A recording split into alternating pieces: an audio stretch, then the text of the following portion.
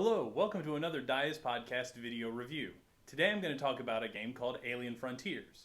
Alien Frontiers is a board game about colonizing a resource-rich planet, and you have to compete against the other players to make sure that you get the most out of that planet. It takes some common ideas in board games, like putting workers down on different actions and blocking other people, or running an efficiency engine, and it kind of comes at them from an unusual angle. So I wanted to give you my opinions on this game. Each turn, you're going to be rolling dice that represent ships, and you place these at orbital facilities around the planet that let you take actions based on the combinations of those dice. So a pair will let you build a new ship die, or individual dice will let you go to the solar converter or the moon and gather resources. A run, 2, 3, and 4, 3, 4, and 5, will let you raid your opponent's resources. So there's kind of some different options when you roll your dice. As you roll these dice and place them and take these actions, you're going to be building colonies and placing them onto territories of the planet. Each colony you place is worth 1 point, and each territory that you have the most colonies in is also worth a point. So you're kind of having to balance that out. What I really like the most about this is that also each territory provides a person who has the most colonies on it with a special benefit for the action associated with that territory.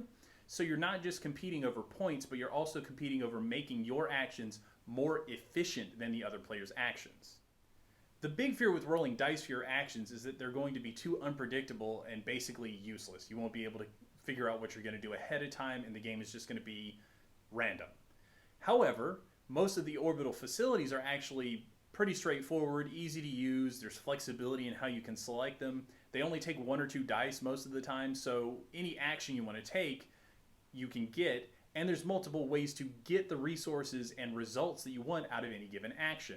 If you need resources, you can go to the solar converter or the moon and gather them directly. You can go to the orbital market and trade for them, or you can go to the raider outpost and just steal them directly from somebody who has them. If you want to get colonies, again, that's the point of the game, you can take the slow and steady method of recruiting colonists through a hub. You can break down one of your ships and turn it into a colony directly for when you've got to have one right now, or you can do the fast and expensive method of constructing a colony right there next to the planet. Each of these actions is performed in different ways, requires different combinations of dice, and can be blocked in different ways. So you have to constantly be thinking about what you're doing on your turn.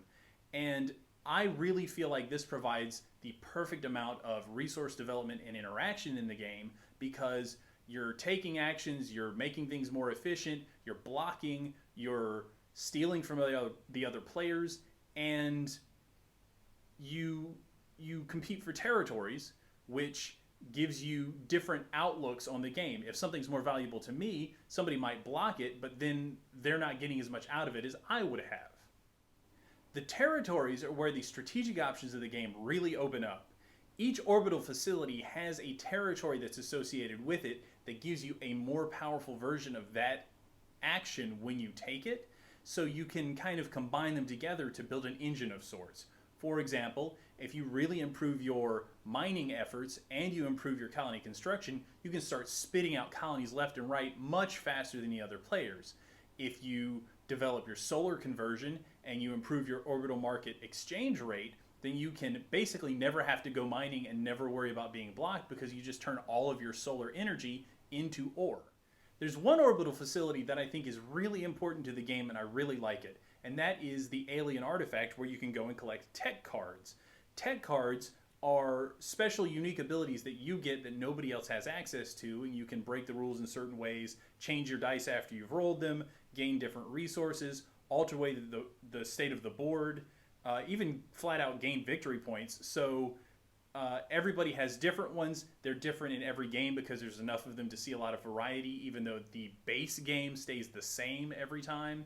So it's interesting, and it gives you more ways to look at the game. The thing that I really like the most about them is that they have a long-term minor effect and a one-time use major effect, and you always have to be considering if the small effect is better over the long term, or if you should just sacrifice the artifact now to get something bigger out of it. And you also have to think about whether or not your opponents are doing the same thing. I think Alien Frontiers is a great game.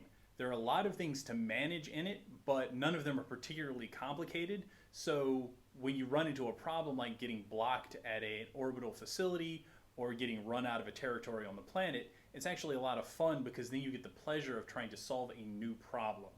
Unlike a lot of games, it never feels like you're going through an overly complicated series of systems just to get to a basic action. It's more like you are given a set of flexible tools that you can then use to compete with other players who've been given that same set. So those are my opinions on Alien Frontiers. If you like the video, go to thediespodcast.com for more reviews. Follow us on Twitter at thediespodcast. Thanks for watching, and we'll see you next time.